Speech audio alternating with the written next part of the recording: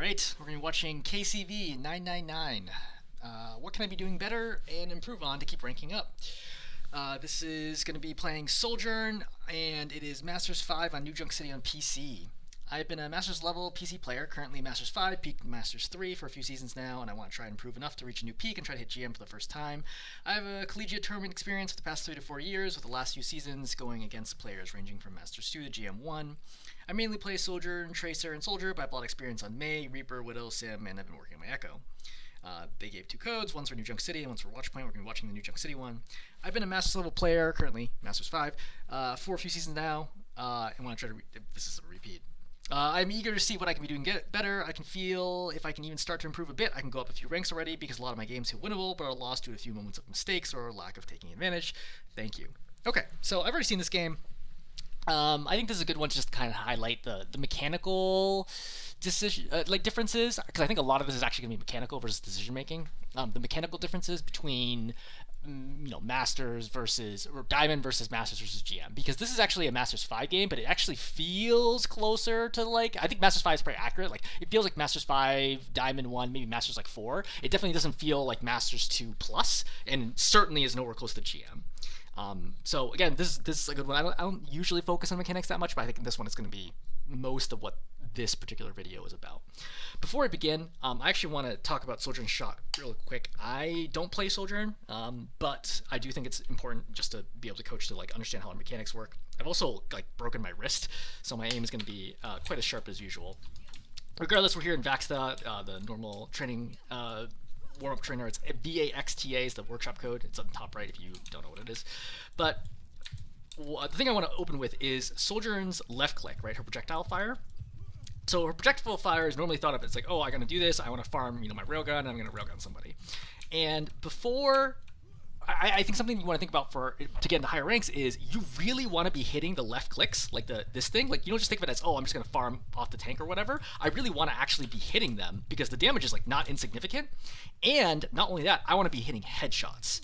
But before we talk about that, I want to point out the fact that there is no spread on the first 12 shots. So you see, this is a straight line, right? Against a target that's not moving. Every shot here is a headshot.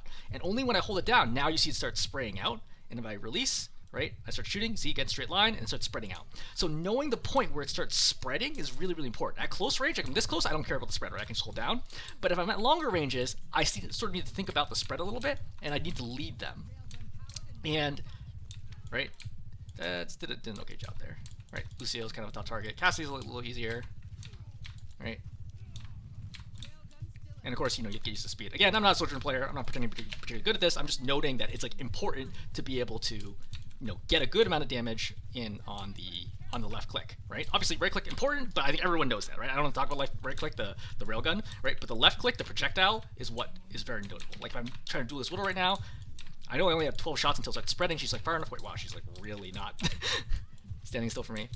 So it's kind of tough. But regardless, I'm talking about this because you basically don't really aim your projectile at all. You pretty much just sit at one spot and it looks like you're just farming railgun and you're focused exclusively on your railgun. And that's a huge part of the value that you end up losing. So we're getting to the game itself. New York City. You're going to be playing Soldier all game. You're going to play Tracer at the end, but I'm not even going to cover that because it's not worth covering, quite frankly. I'm going to start out here. You do have a Mercy Pocket for a lot of this game. You're going to come out early, looking for the first target. You get popped, all right, you back off here. You decide to take the far right, which is fine. You design the off angle. Oh, Winston's here. So the other thing I want to note here is your disruptor pulse is so bad. It's disruptor field pulse, whatever it is. I think it's field. So disruptor field does 52-ish damage a second. It does 210 total over 4 seconds. So it does a lot of damage. It's actually one of the highest damage abilities in the game, non-ultimate abilities in the game. But it's slow, right? It flies out slowly, and it only does 50 damage a second, which is not, so good. But if some people stand in it, it does a lot of damage. It's mostly used for deterrence, but again, grouped up enemies that can't escape, forcing them out of cover, etc., can be very valuable. So let's think right now. Actually, let's back up to when the Winston jumps you, right? So Winston just landed, which means that Winston, whoa, did he slide on the roof? Oh yeah, no, he's a big jump. Okay. So Winston jumped. He's got only like 3-4 seconds left until he jumps again. I turn, I react. I'm looking at this Winston. He's in a bubble. He's clearly not leaving the bubble. He's not interested in trying to fight me here. Like, not like chase me. I can literally just walk around the corner or just back up and I'm good. You decide to walk forwards. I don't think this is a particularly good call. You're just taking damage here for free. Like, again, you're just shooting the bubble here, so who cares? But note right now that the Winston almost has jumped already. And now you hit the pulse. So with the disruptor down, he's like literally going to take, I don't know, 30, 40 damage out of this. The rest of this damage was coming from like other sources before he gets out. This is a big waste of disruptor. And I want to note that this is one of the differences between like high diamond low masters and like high masters, is you're just not eking every little bit of efficiency out of your abilities. Okay, whether or not it be your left click projectile or it be your disruptor, this is just not good value. What was the point of using a 15-second cooldown ability to get 30 damage? And a good way to look at how much value you should get out of ability is how long is the cooldown. Okay, 4-second cooldowns, who cares? Not a big deal, right? 15-second cooldowns, really big deal. I need to be very careful. 23-second cooldowns, like Baptiste Lamp, massive deal. If you throw a wrong one, you almost assuredly have lost the fight. So when you're wasting like these like big 14, 15-second cooldown abilities, like on a grenade, that's often going to lead to you losing fights. It's just not good value. What was the point of me throwing Disruptor here to get, 30, 40 damage in before he jumps out? This is super low value. I guarantee you're going to get a better opportunity in the next 14 seconds if you just are patient and hold this. It's also very clear that the Winston's going to jump out, but it doesn't feel like you know that, right? And that's the difference between you and a higher ranked DPS. So, it's fine, right? Go here. So, good track, right? Excellent kill. So, again, with the Mercy Pocket, it makes the breakpoints a lot easier. So, good kill on the Moira. You're going to lose your tank, but you guys trade out for the Echo. So, I would be aggressive right now, because your Torb is in. I think this is a situation where you should consider, once I hear the Winston go, I would just go in right now. I would slide in right now super aggressively and then drop Disruptor. But the problem is you don't have Disruptor, but I would slide in here, drop Disruptor, and then duel out to the death. Because this fight is accelerated rapidly, and I need to be out there helping my team. Okay? Look how their whole team is collapsed on your backline, and you're just hanging out over here doing nothing. This is not good timing or value. Granted, you're going to kill the Kiriko here, but like, this is kind of lucky that she's not registering you at all, despite the fact that you kind of been here, you're shooting her, she like swift steps here, she like knew where you were, like she definitely knows your location, is not dodging you at all, and then she's gonna die here. Okay? At higher ranks, this is just not gonna happen. The Kiriko's not gonna expose herself to you, or she's gonna be dueling you, like, and making the shot a lot harder versus being stationary relative to you. Another example of Disruptor where you're like, you have no idea what's going on over here. You just throw out Disruptor. This does 0 damage. Like, I think from your perspective, you don't even think about Disruptor at all. Like, I'm pretty sure you're just like, oh, Disruptor's a throwaway ability. I don't even bother using it, right? Like, that's like the general vibe I get from you playing Sojourn, is you don't care about Disruptor at all. And for your left click, all you care about is farming Railgun. Like, your whole power fantasy with Sojourn is just like, I'm going to farm Railgun, I'm going to kill people with Railgun. Your Railgun aim is like reasonably good. I don't think it's like high master's good, but it's like good enough. I don't think that, I'm not like nitpicking that at all. I'm just noting that your other ability usage is really, really, really poor.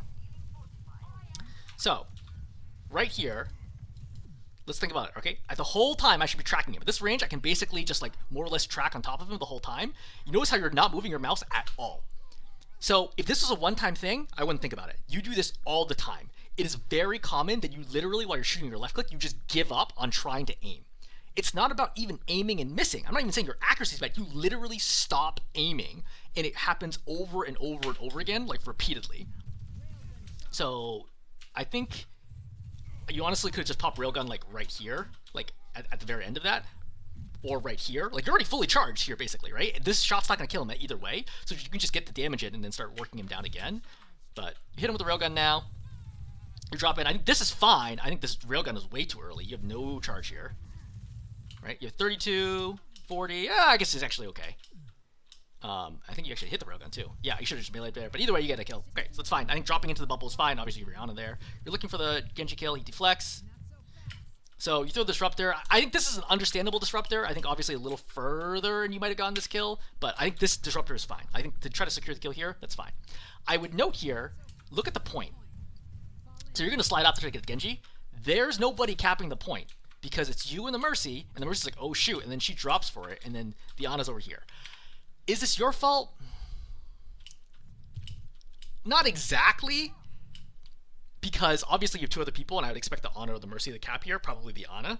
But I would note that I would have registered right now that we have not captured it, and because we have not captured it, I'm like, okay, fine, that's fine. I'll go back here and I'll capture it. You don't capture it because the Mercy's going to get lit up on the point by the Echo, looks like. Yeah, she's just chilling here, and she makes a mistake. So you need to come back right now versus chasing this Genji and just confirm the cap of the point. Notice that they actually have point momentum right now, and now they're starting cap, and now you need to take it back from them, which is like kind of silly, all things considered. You're looking for the Winston, but a full health Winston, and you know he's full health because he's just coming back from spawn, is not the right target for you right now. Versus continuing to rotate to the left, like where you were going was good, right? Just keep rotating this way. You're behind the enemy team, you cover all their escape routes, and then you blow them up, right? Kill the Echo right here, or kill, where there's the other one, Kiriko, whoever it is. But why are you chasing the full health Winston? And why are you throwing this pulse? Like, I feel like this pulse is like, oh, I'm going to cut off the Winston's escape path. The Winston doesn't care. He's a tank. He doesn't care about this, like, 55 damage a second disruptor. Like, he's just like, whatever. He doesn't even have to jump through it. He just walk through it, and he's fine. So this is, like, really silly. Another wasted use of your disruptor. Again, note that you are not finishing the contest at this point. I want to, like, make sure, look, are we going to get this? Because you don't know where the other two are. You are super overextended here. Get really, really low. Get the back out. You're just shooting to shoot, right? There's nobody there. Like, you're reloading, you see there's nobody in the doorway, Kiriko swift stepped out, you're just shooting to shoot. You've already burned through, like, a third of your ammo with no target visible on your screen. Like, you're so wasteful with your left-click projectiles. So that's finally good value. I think Disruptor's fine. Right? This is fine, yep. I think you should have zapped them right away at 100. I don't think there's a reason to wait, honestly. I guess you were trying to, like, finish him on the run, but with that close, I think you just zap him right away. I don't play Sojourn enough to know with that, but that my feel there is that you should zap him right away. This is a good kill on Ana. You're going to continue to stagger. You're out here looking for picks, trying to control space. I think this is all good. So, right, just poking a little bit. You're with the Mercy, which is great. Let's think about this Disruptor. Why are we throwing Disruptor out here? Again, how much value does it get? Literally, it gives us like 20, 30 damage. Not even that. The Reinhardt has taken 34 damage. Okay, sorry. 34 damage is what you got out of Disruptor for a 15-second cooldown. Knowing that the whole team is pushing you and they're going to have to walk through this choke. Why don't you just wait until they're in the choke and then pop it and get massive damage? Right? This is like a huge ability in this situation, and then you're just throwing it away. See? They're all pushing through this choke right now. This is a great time to throw Disruptor and shut down this push. But instead, you don't have Disruptor because you wasted it, as you do almost every single time. So, you move, rotate to the other spot, get an off angle. You're looking for overclock. Again, another Disruptor that does literally nothing, right? You have no idea exactly what's going on over there. You can kind of see them like through the grills. Like you can see there's two here and then there's three on the right.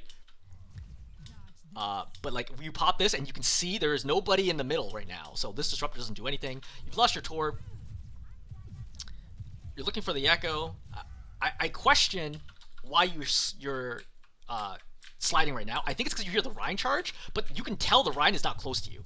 I can tell by the audio volume, right? It's a little tricky because it's a lower volume right now, but I can tell based on the audio volume and location that the Rhine is not close to me. So I could just back here, right? Keep trying to poke out the Genji, confirm, is the Rhine coming for me? Okay, then I slide away. There's no reason for me to slide right now. This is a silly usage. At higher ranks, as soon as you use slide, everyone's gonna focus you down because there's nothing you can do.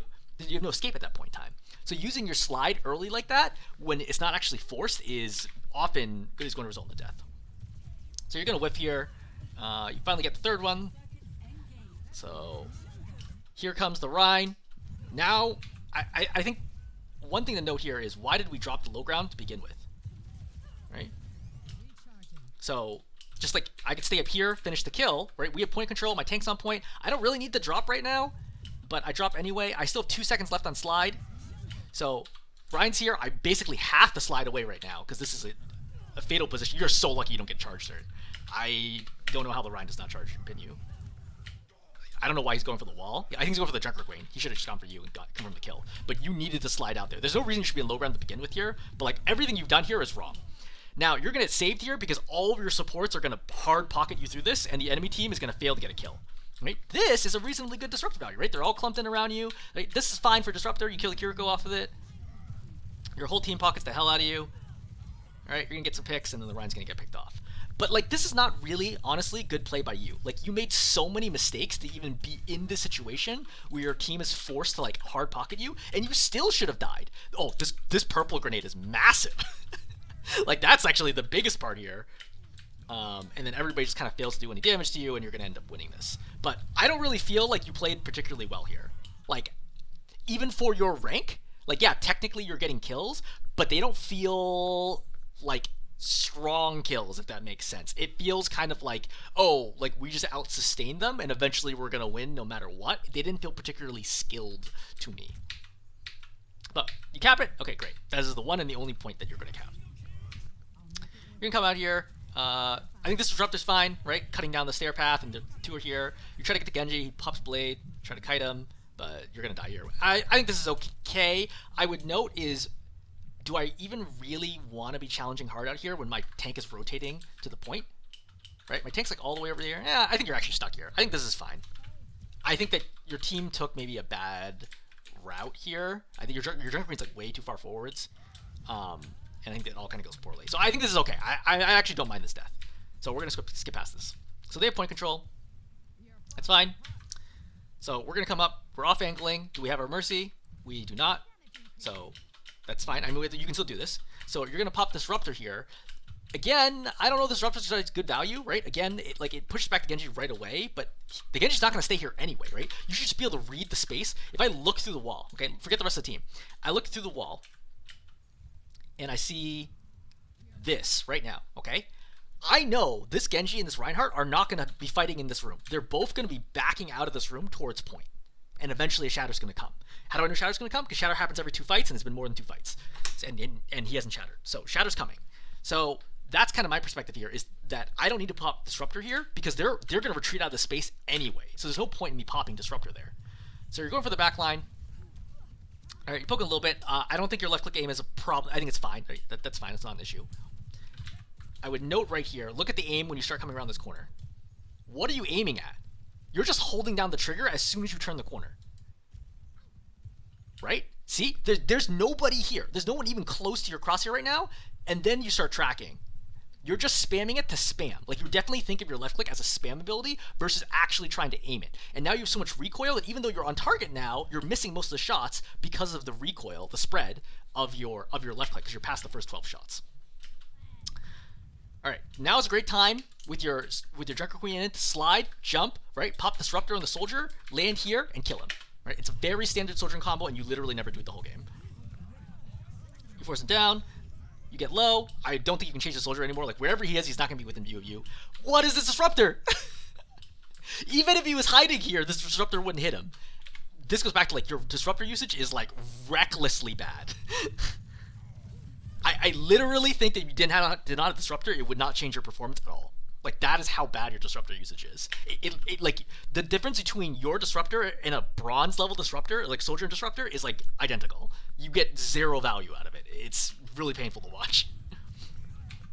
Okay, so we're here, trying to cap the point, right? Torb's out here, you jump, you try to help, you land on top, which is good. So noting again, the Soldier's around here somewhere, but like you're trying to help right now. The Reinhardt, or the Ana's not a threat, and she's covered. The Reinhardt is like a threat to your Torb, but like you can't stop him from getting a kill anyway. So you're looking for the Ana. Again, this is a good opportunity to disrupt right there. If you know the Ana's right there, force her out of this area, so she has to play this side with either no LOS to the Rhine, or have to step in the open to heal the Rhine. That is a much better value out of the Pulse right now. Despite the fact that the Rhine is coming after you, so big angry German man with hammer, what do you decide to do? You decide to just drop into him at point blank.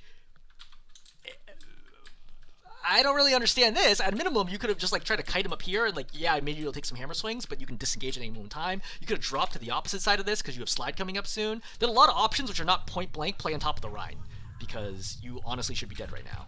I think the Ana should have just killed you right here.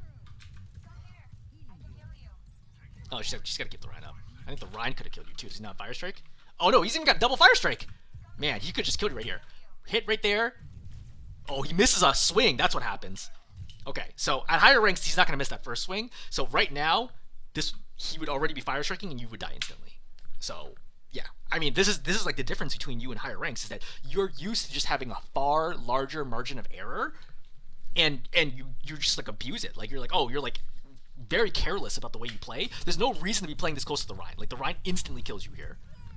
Yeah. Again, right now, we have capped the point, My goal here is to stay alive as long as possible to play time, okay?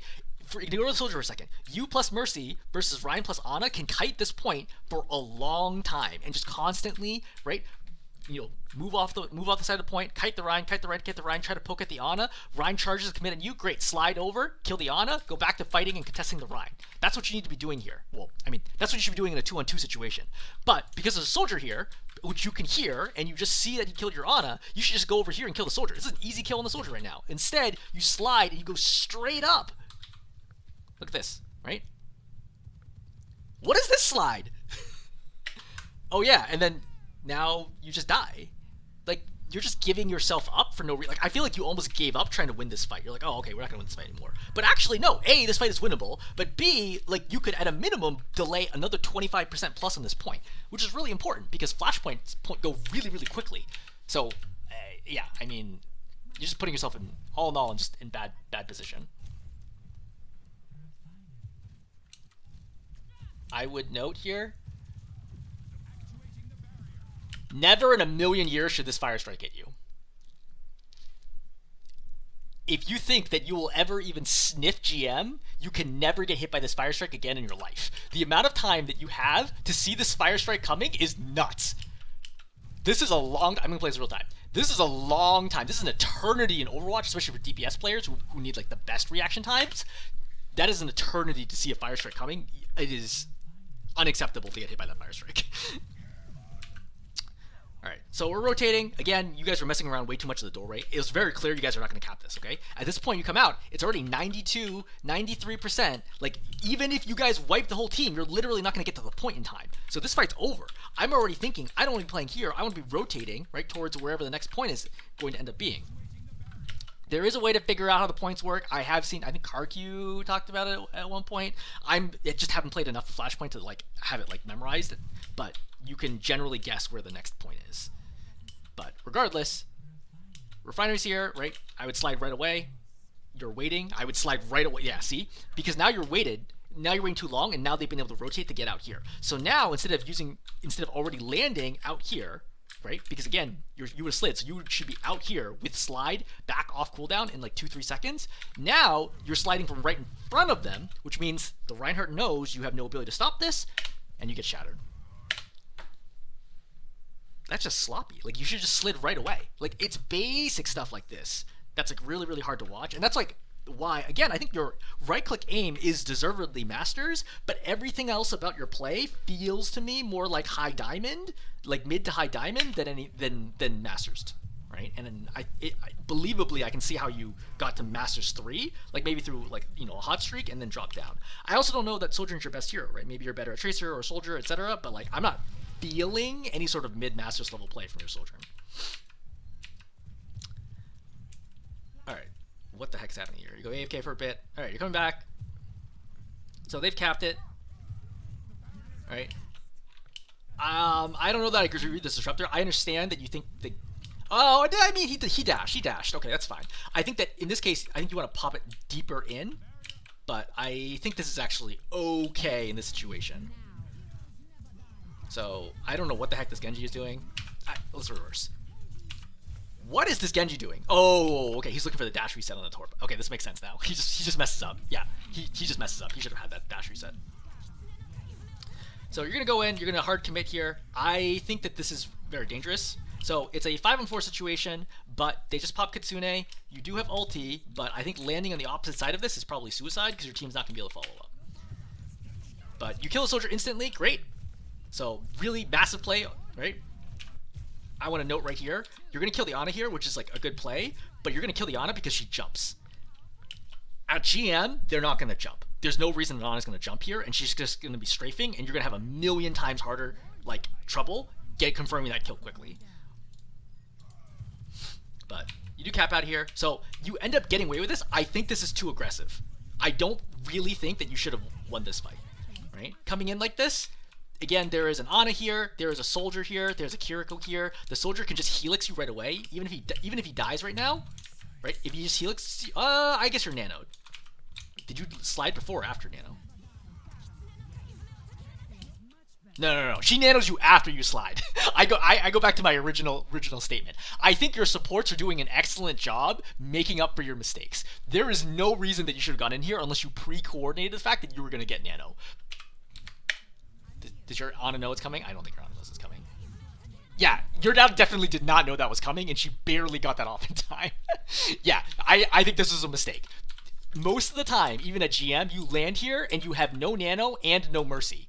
And then you just instantly die right now. So this is a really bad call that happens to work out in your favor. And it's tough because it's like this stuff works sort of at your level, but I'm telling you it's not going to work at higher levels. There's more consistent ways of winning this fight, okay? Genji's dead right now.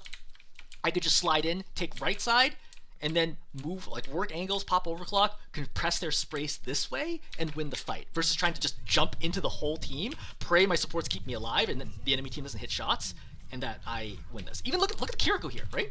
Look at the Kiriko. Instead of just calmly trying to headshot you, she's just jumping nonstop.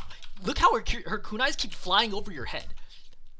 This is not acceptable play. To be perfectly blunt, right? Like, this is not what higher ranked players are going to look like. Yeah. Again, this lobby feels much more diamond than it does feel masters. And again, it's like masters 5, so like some people here might actually literally be diamond. I'm just noting here that this level of competition is nowhere close to what like high masters or GM is going to look like. So you're poking here. This is too far. You are too far from cover. This, okay. This, no good. That like 2 meters might not seem like a big deal. It's a really big deal because you could instantly die right now. If this Helix hits you, right, that would have been very nearly a kill. Helix plus one Shuriken there would have been a death. That's why you have to play closer to cover. So standing still there is also very reckless. So you're poking, it's fine. So one thing to think about is, look, I want an option to constantly be able to harass them. You could play this angle, right? Just play this side, make their life really, really hard. Oh, Ryan's pushing me? Okay, I can slide back and just keep playing this angle. Ryan keeps walking me down, that's fine. He opens up his entire team to my team. But like rejoining with the rest of your team, like now, because now you're in the main angle, means that now everything is kept like north-south, right? They're all in front of you, which means they don't have to worry about the off angle anymore. So your ability to control this fight is weakened now because of the fact that you didn't hold that off angle. Nano gets popped. Alright, the soldier also flanks on your right. So you could hear this right now, you could hear all that running, you don't register at all, you just look at the Genji and just die.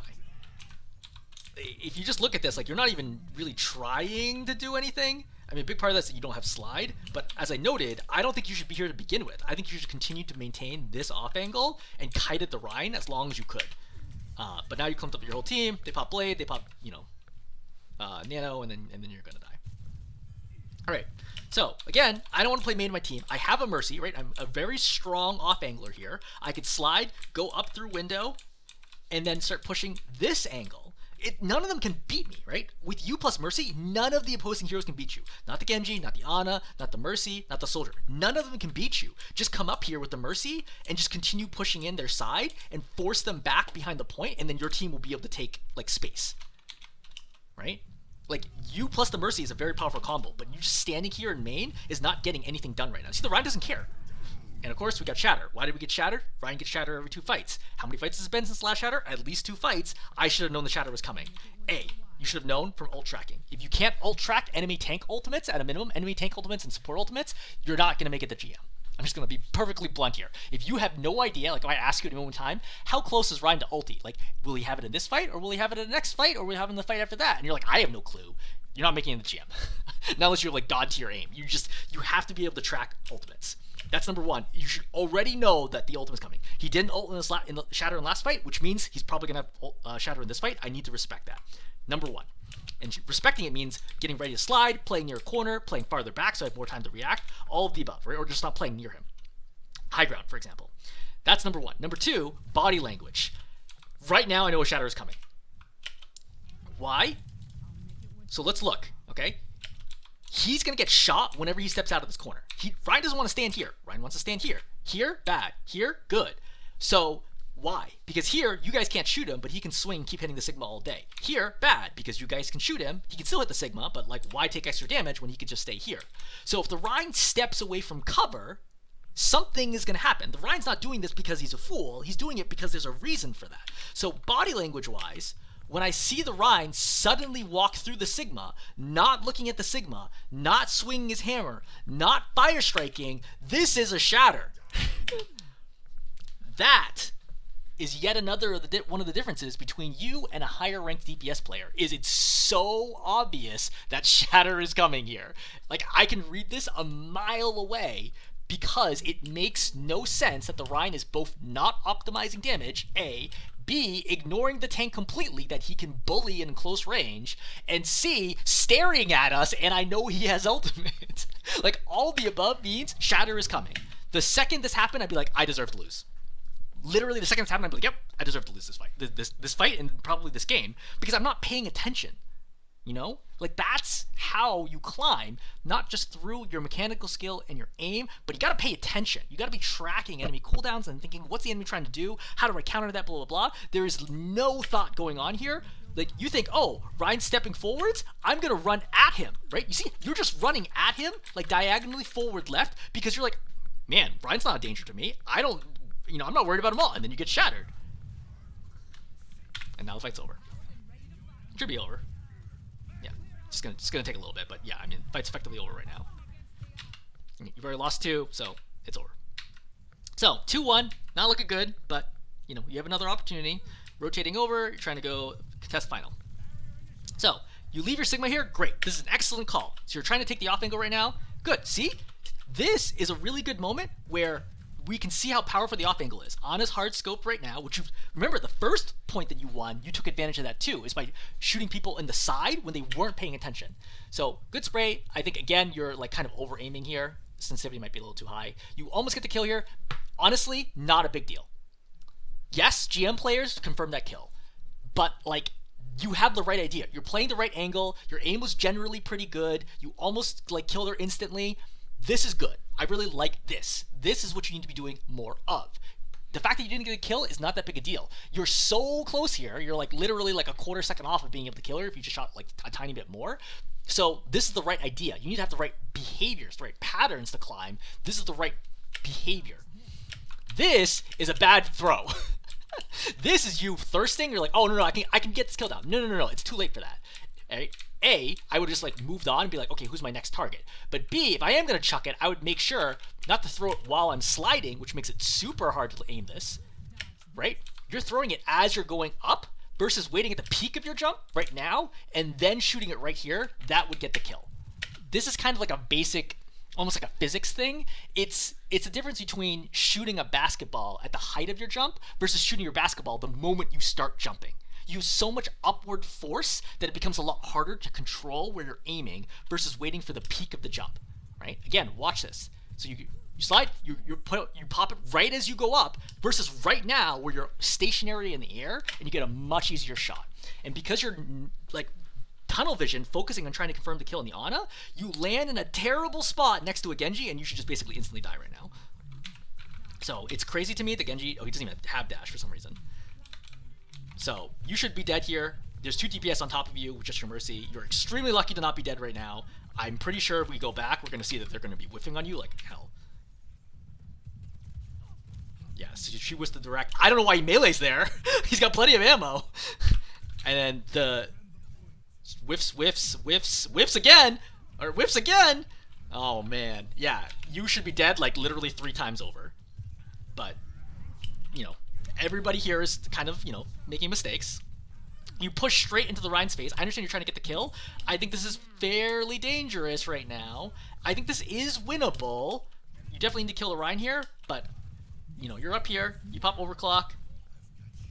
You kill the Kiriko. Visor gets popped. You try to stay alive. You die.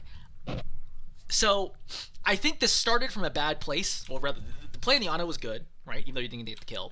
I think that trying to kill her was a really, really recklessly bad play and forced a lot of bad moves out of you and your team. But trying to turn it around at the end, I don't hate this. Like, I understand, the Rhine is low. I would note again, if you have Disruptor here, he dies. Right? If you have Disruptor here, you just slide over, you put Disruptor on top of him, he dies. That's a great usage of Disruptor. You just never have Disruptor because you're constantly chucking it as though you don't give a damn about the ability.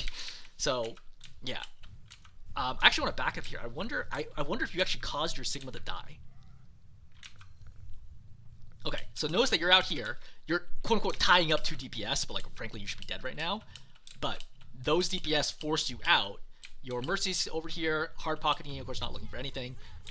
Your Sigma's pushing the point. I was trying to kill the Kiriko. And now these 2 DPS are here. You're providing no pressure right now, right? Because you had to jump out. So your lack of pressure allows the DPS to just double team the Sigma very quickly. I wouldn't say you killed them exactly, but I think that you certainly did not help your team at all in the situation. Disruptor would have killed him there. You kill the Kiriko, but like Pfizer gets popped, and now what do you do? I think if you crouch here, you should have lived. Do you actually crouch? Do you try crouching? Oh, you try. Okay, yeah. It's probably pretty... It's close-ish, yeah. I mean, I think you did the best you can under that circumstance, but I don't think you should have ever been in that circumstance. And your tracer play at the end is not relevant. We're not going to watch that. Okay, so summarizing. Number 1, I would note that I think your left-click aim is generally your projectile aim is not that great. It's actually better than I remembered, but like still not as good as it should be. There are times where it just feels like you're not trying to aim it particularly much, and I think that you should be looking for more headshots and thinking about the 12 shots until spread. That's number 1. Number 2, your disruptors are so bad. Like horrendously bad. Huge problem. And number 3 is playing off angles more, right? Especially with the Mercy pocket, off angling a lot more. And number 4 is just like a grab bag of like, you shouldn't have done this. This is like a poor decision. You weren't ult tracking, blah, blah, blah. All right, I'm going to stop there. Hopefully this is helpful.